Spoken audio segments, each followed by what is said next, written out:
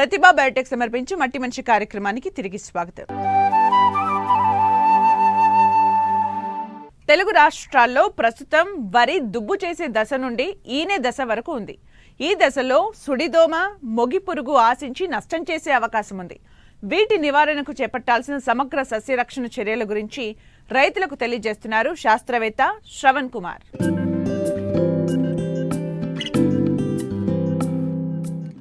ఖరీఫ్లో రైతులు అధికంగా వరి సాగు చేపట్టారు.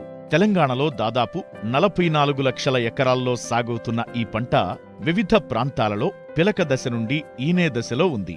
అయితే ఇటీవల కురిసిన వర్షాలు, ప్రస్తుతం ఉన్న వాతావరణ పరిస్థితుల కారణంగా చాలా చోట్ల చీడపీడలు ఆశించే అవకాశముంది.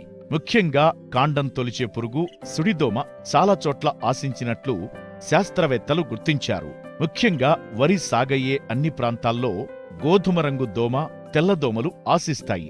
ఇవి ఆశించిన పొలాలు సుడులు సుడులుగా వలయాకారంలో ఎండిపోతూ ఉంటాయి. వీటి ఉధృతి అధికమైతే పొలం ఎండిపోయి గింజలు తాలుగా ఏర్పడుతాయి. వీటిని గుర్తించిన వెంటనే నివారణకు చర్యలు చేపట్టాలని సూచిస్తున్నారు వరంగల్ ప్రాంతీయ వ్యవసాయ పరిశోధనా స్థానం శాస్త్రవేత్త శ్రవణ్ కుమార్. ఇప్పుడున్న పరిస్థితిలో మన తెలంగాణ రాష్ట్రంలో వరి పంట దుబ్బు చేసే దశ నుంచి మనకి చిరుపొట్ట దశ, ఈనే దశలో మనకి కనిపిస్తుంది. కొన్ని చోట్ల ముందుగా నాట్లు వేసుకున్న ప్రాంతాలలో ఈ వరి పంట మనకి గింజలు ఏర్పడే దశలో కూడా కొన్ని చోట్ల అక్కడక్కడ మనకి కనిపిస్తున్నది. ముఖ్యంగా మనకి వరిలో ఇప్పుడు ఉన్న పరిస్థితిలో సుడిదోమ మరియు మొగి పురుగు ఆశించి నష్టం చేసే అవకాశం ఉంది. వీటిలో సుడిదోమ అనేది ఇది వరిలో రసాన్ని పీల్చి నష్టం చేసే పురుగు. దీంట్లో ఈ సుడిదోమలో 2 రకాల పురుగులు మనకు వరిని ఆశించి నష్టం చేస్తాయి. వాటిలో ముఖ్యంగా తెల్లదోమలు, వీపు మీద తెల్ల మచ్చ ఉండే తెల్లదోమలు, అట్లాగే గోధుమ రంగులో ఉండే సుడిదోమలు మనకి 2 రకాలు నష్టం చేస్తాయి. ఇవి సన్నగింజ రకాలను సాగు చేసినప్పుడు ఈ యొక్క సుడిదోమ అనేది ఎక్కువగా ఆశించి నష్టం చేస్తుంది.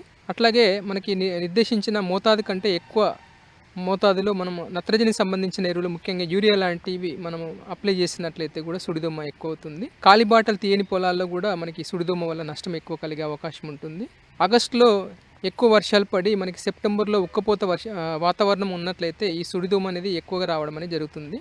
అట్లాగే మనకి పంట తొలి దశలో మనకి ఆకులను ఆశించి నష్టం చేసే పురుగులను కంట్రోల్ చేయడానికి వాడే ముఖ్యంగా క్లోరోపైరిఫాస్, ప్రొఫినోఫాస్, అట్లాగే లాంబ్డా సైలిత్రిన్ లేదా బీటా సిఫ్లిత్రిన్ అనే సింథటిక్ పైరెథ్రాయిడ్ను మనము వాడినట్లయితే ఈ యొక్క సుడిదోమ ఉధృతి పెరిగే అవకాశం ఉంటుంది. ఈ విధంగా మనకి సుడిదోమ అనేది అనుకూల పరిస్థితులు ఉన్నట్లయితే మనకి ఉధృతి పెరిగి నష్టం చేసే అవకాశం ఉంటుంది. వీటి నష్టం గమనించినట్లయితే ఈ యొక్క పిల్ల మరియు పెద్ద దోమలు నీటి మట్టానికి పైన మొక్కల మొదల దగ్గర ఉండి రసాన్ని పీల్చి నష్టం చేస్తాయి. ఇట్లా రసాన్ని పీల్చడం వల్ల ముఖ్యంగా పంట తొలి దశలో లేత పసుపు రంగుకి మారుతుంది. అలాగే ఉధృతి ఎక్కువగా ఉన్నట్లయితే ఆ పంట అంతా కూడా ఎండిపోవడం, వలయాకారంలో సుడులుగా మనకి వరి పొలం అనేది ఎండిపోతుంది. తర్వాత పూర్తిగా ఎండిపోయి పంట పడిపోవడం, అట్లాగే నూర్చినప్పుడు నూక శాతం ఎక్కువ కావడం అనేది జరుగుతుంది. వర్షాకాలంలో, వానాకాలం సీజన్లో సెప్టెంబర్ నుంచి నవంబర్ వరకు ఈ యొక్క వరి పంటను ఆశించి ముఖ్యంగా సన్నగింజ రకాల్లో వీటి యొక్క ఉధృతి అనేది ఎక్కువగా ఉంటుంది. అట్లాగే యాసంగి సీజన్లో మనకి మార్చి, ఏప్రిల్లో ఈ యొక్క సుడిదోమ అనేది మనకి ఎక్కువగా ఆశించి నష్టం చేయడం అనేది జరుగుతూ ఉంటుంది. మనకి ప్రాంతాన్ని బట్టి దోమను తట్టుకునే రకాలు అందుబాటులో ఉన్నట్లయితే వాటిని సాగు చేయడం అనేది ముఖ్యము. పొలంలో ప్రతి 2 మీటర్లకి ఒక 20 సెంటీమీటర్ల కాలిబాటలు తీసినట్లయితే ఈ యొక్క సుడిదోమకి ప్రతికూల వాతావరణం ఏర్పడుతుంది. అట్లాగే దానివల్ల సుడిదోమ మనకి ఎక్కువగా ఆశించే అవకాశం ఉండదు. పొలంలో నీరు ఎక్కువగా నిల్వ ఉన్నట్లయితే కూడా మనకి సుడిదోమ అనేది ఎక్కువగా ఆశిస్తుంది. కాబట్టి అప్పుడప్పుడు పొలాన్ని ఎండబెట్టాలి. అడపదడప నీటిని తీస్తూ మళ్ళీ పెడుతూ మనము దీనివల్ల సుడిదోమ అనేది మనకి అదుపులో ఉంటుంది. అట్లాగే ఈ యొక్క సుడిదోమ యొక్క మనకి పిల్ల పురుగులు గమనించినట్లయితే ముఖ్యంగా ఆర్థిక నష్ట పరిమితిని బట్టి యొక్క యాజమాన్య సస్యరక్షణ చర్యలను చేపట్టాలి. వీటిలో భాగంగా ముఖ్యంగా పిల్లదోమలు మనం గమనించినట్లయితే, ముఖ్యంగా తెల్లదోమలు మొక్కల మొదట్లో గమనించినట్లయితే బిప్రోఫెజిన్ అనే మందును 1.6 మిల్లీలీటర్ లీటర్ నీటికి కలిపి పిచికారి చేసుకోవాలి.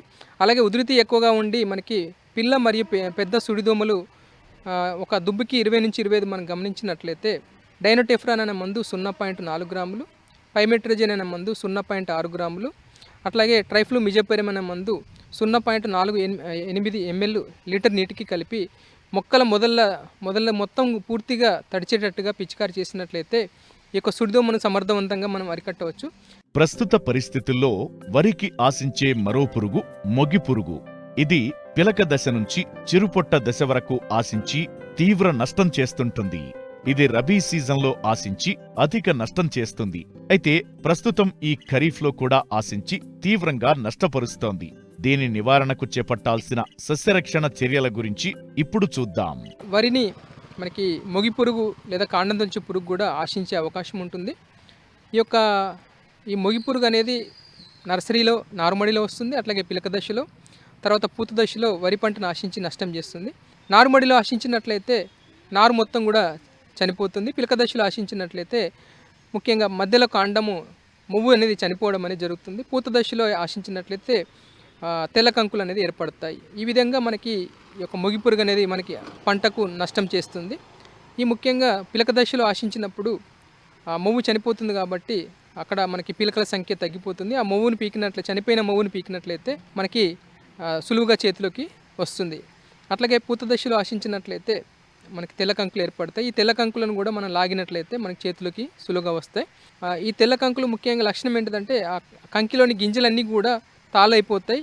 ఎలాంటి మనకి ఉపయోగపడే గింజలు మనకి రావు. దానివల్ల దిగుబడి అనేది చాలా ప్రభావితం అవ్వడం జరుగుతుంది. వీటితో పాటు మనకి కాండం తొలచు పురుగు యొక్క రెక్కల పురుగులు మనకి పొలంలో ఎగురుతూ కనిపిస్తాయి.